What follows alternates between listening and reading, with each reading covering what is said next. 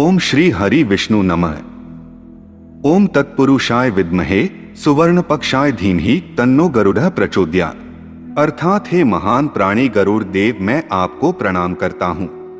हे अद्भुत एवं सुनहरे पंखों वाले पक्षीराज, मुझे अपना आशीर्वाद प्रदान करने की कृपा करें, जिससे मुझे सद्बुद्धि की प्राप्ति हो सके। अत्यंत बुद्धिमान तथा दूरदृष्टि वाले गरुड़ जी महाराज भगवान श्री हरि विष्णु के वाहन हैं। इनको सभी पक्षियों का राजा और धर्म का रक्षक माना जाता है। इनकी प्रतिमा देखने में बाज और मनुष्य शरीर के मिश्रण की भांति प्रतीत होती है, परंतु इस ज्ञान को जितना फैलाया जाए उतना ही कम लगता है। इसी हेतु को ध्यान में रखते हुए हम भी भगवान श्री हरि विष्णु जी द्वारा पक्षीराज गरुड़ जी महाराज को दिए गए दिव्य ज्ञान को जन जन तक पहुंचाने का प्रयास कर रहे हैं। एक बार गरुड़ ने भगवान श्री हरि विष्णु से प्राणियों की मृत्यु, यमलोक यात्रा, नरक योनियों तथा सद्गति के बारे में अनेक गूढ़ और रहस्यमय प्रश्न पूछे। उन्हीं प्रश्नों का भगवान विष्णु ने सविस्तार उत्तर दिया।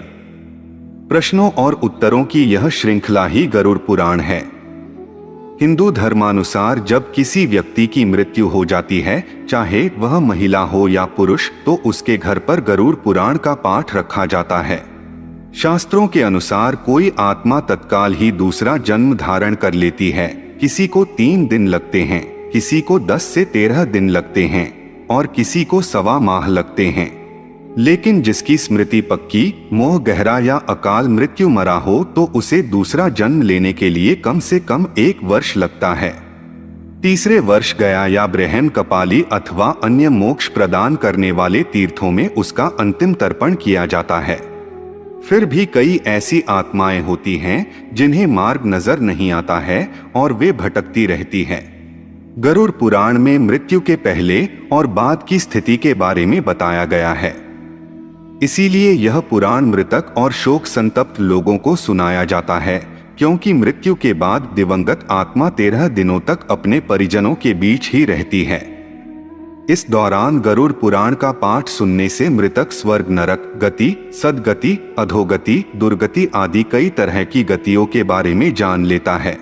आगे की यात्रा में उसे किन किन बातों का सामना करना पड़ेगा, कौन से लोक में उसका गमन हो सकता है, यह सभी वह गरुड़ पुराण सुनकर जान लेता है। जब मृत्यु के उपरांत घर में गरुड़ पुराण का पाठ होता है, तो इस बहाने मृतक के परिजन यह जान लेते हैं कि बुराई क्या है और सद्गति किस तरह के कर्मों से मिलती है, ताकि मृतक और उसके परिजन दोनों ही यह भली भांति जान लें कि उच्च लोक की यात्रा करने के लिए कौन से कर्म करने चाहिए। गरुड़ पुराण हमें सत्कर्म के लिए प्रेरित करता है। सत्कर्म और सुमति से ही सद्गति और मुक्ति मिलती है। गरुड़ पुराण में व्यक्ति के कर्मों के आधार पर दंड स्वरूप मिलने वाले विभिन्न नरकों के बारे में बताया गया है। गरुड़ पुराण के अनुसार कौन से कर्म व्यक्ति को सद्गति की ओर ले जाते हैं, इस बात का उत्तर भगवान विष्णु ने दिया है। गरुड़ पुराण में हमारे जीवन को लेकर कई गूढ़ बातें बताई गई हैं, जिनके बारे में व्यक्ति को जरूर जानना चाहिए। आत्मज्ञान का विवेचन ही गरुड़ पुराण का मुख्य विषय है। गरुड़ पुराण में ज्ञान, धर्म, नीति, रहस्य, व्यावहारिक जीवन, आत्मा, स्वर्ग, नरक और अन्य लोकों का वर्णन मिलता है।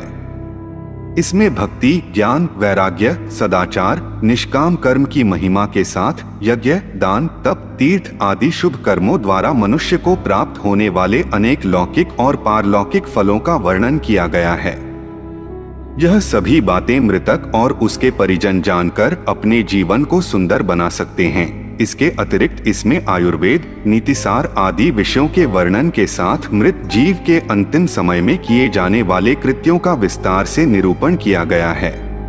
कहते हैं कि गरुड़ पुराण का पाठ सुनने से ही मृतक आत्मा को शांति प्राप्त होती है और उसे मुक्ति का मार्ग पता चल जाता है। वह अपने सारे संतापों को भूलकर प्रभु मार्ग पर चलकर सद्गति प्राप्त करके जीवन मरण के चक्र के बंधन से मुक्त हो जाता है। या तो पितृलोक में चला जाता है या पुनः मनुष्य योनि अथवा अन्य योनि में जन्म ले लेता है। उसे प्रेत बनकर भटकना नहीं पड़ता है। परंतु जिस घर में गरुड़ पुराण का पाठ नहीं होता या मृतक को पिंड दान अथवा तर्पण नहीं दिया जाता, वहां परिजन दुखी रहते हैं और मृतक की आत्मा अत्यंत कष्ट भोगते हुए भटकती रहती है। तो यह थी गरुड़ पुराण के बारे में एक छोटी सी जानकारी। हम आशा करते हैं कि आपको यह जानकारी अच्छी लगी होगी। अगर अच्छी लगी हो तो हमारी वीडियो को लाइक करें और हमारे चैनल को सब्सक्राइब करने का कष्ट कीजिएगा।